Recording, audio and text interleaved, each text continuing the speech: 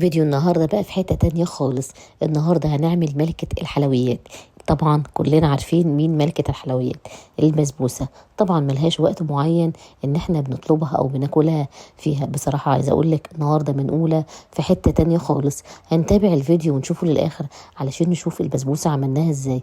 يلا بينا نشوف الطريقة، ولو عجبكم الفيديو ما تنساش دعموني باللايك والاشتراك. اول حاجة هنا معايا 3 كوبايات من السميد الجاهز. طبعا الجاهز افضل بكتير بصراحة يا جماعة من السايب، لان السايب مش حلو خالص. حطيت عليه معلقتين من الجوز، ما فيهوش اي اضافات. ما عندكيش جوز ما فيش اي مشكله. معايا طبعا 160 جرام من السمنه، نزلت بنصهم بس. وكمان ما ننساش معايا 3/4 كوبايه من اللبن، ومعايا كوبايه من السكر. هقول لكم هنعمل فيهم ايه.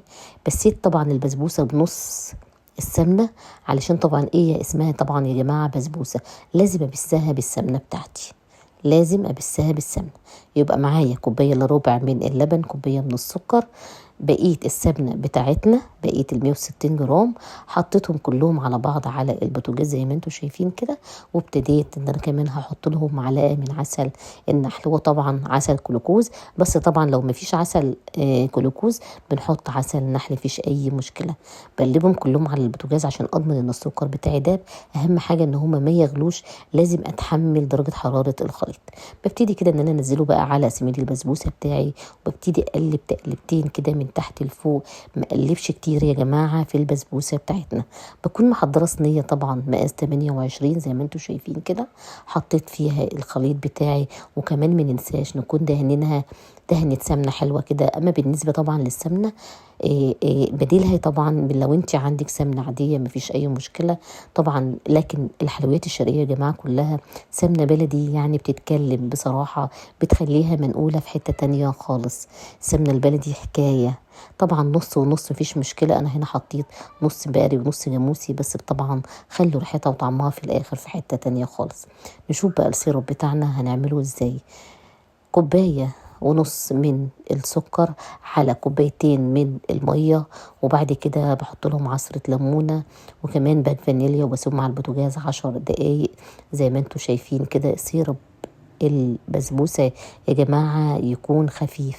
اللي يقولك ان السيرب يكون تقيل طبعا غلطان جدا جدا، لان مش هتشربه. السيرب بتاع البسبوسة لازم يكون خفيف، ما يبقاش تقيل ابدا. البسبوسه بتاعتنا يا جماعه النهارده بصراحه بتتكلم عن نفسها. في الاخر هنشوف منظر البسبوسه بتاعتنا ازاي. مننساش نكون مسخنين الفرن بتاعتنا على درجه حراره 180، اخدت حوالي ساعه الا 10 دقايق. بسبوسه اول بقى ما تسمعي كده كلمه تش كده زي ما انت هتسمعي، وانها تشرب معاكي القطر، يبقى البسبوسه بتاعتك فعلا سليمه ومظبوطه.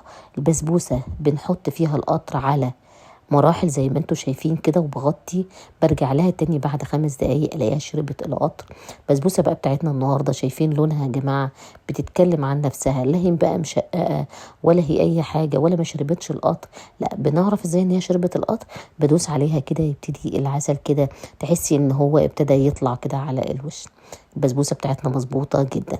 حبيت برضو النهارده ان انا طعمها. النهارده عملتها عليها قشطة حراري، بس عملنا نصها بس بصراحة يا جماعة قشطة الحراري دي خليتها في حتة تانية خالص.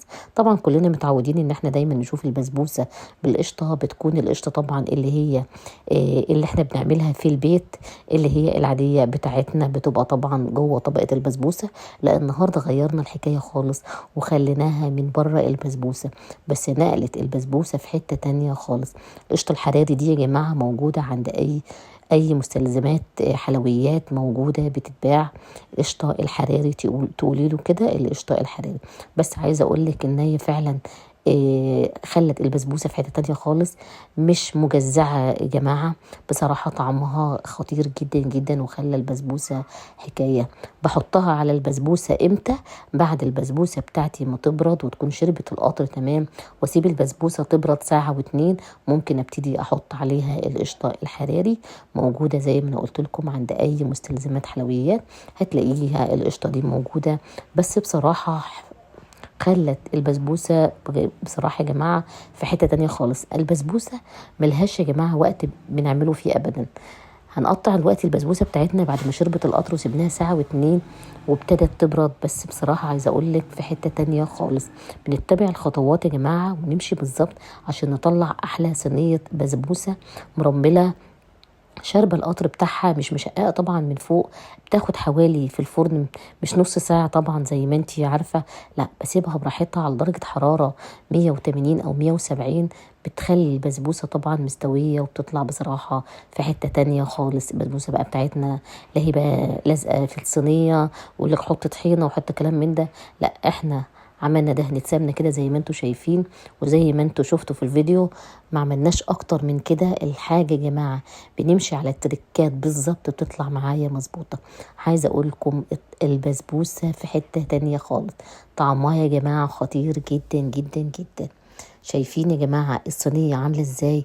البسبوسة مش سايبة اي حتى بواقي في الصينية بحيث ان انتي مثلا تقولي انها لزقت، لا هي مسحة السمنة كده زي ما انتوا شفتوا وخلاص، ولا طحينة ولا غيره. البسبوسة بنمشي على التركات بالظبط وبنمشي على الطريقة بالظبط بتطلع معاكي البسبوسة منقولة في حتة تانية خالص. القناة يا جماعة مصداقية مصداقية مصداقية. نمشي على الطريقة ونتبع المقادير ازاي ونمشي يا جماعة بالظبط هنطلع الحاجة بصراحة في حتة تانية خالص. بالذات القشطة خليتها منقولة في حتة تانية خالص. جربي الطريقة. شايفين دلوقتي هنشوف بصراحة أرضية البسبوسة من تحت عاملة ازاي. بصراحة يا جماعة بتتاكل أكل منقولة في حتة تانية خالص. تابعوني على صفحتي مملكة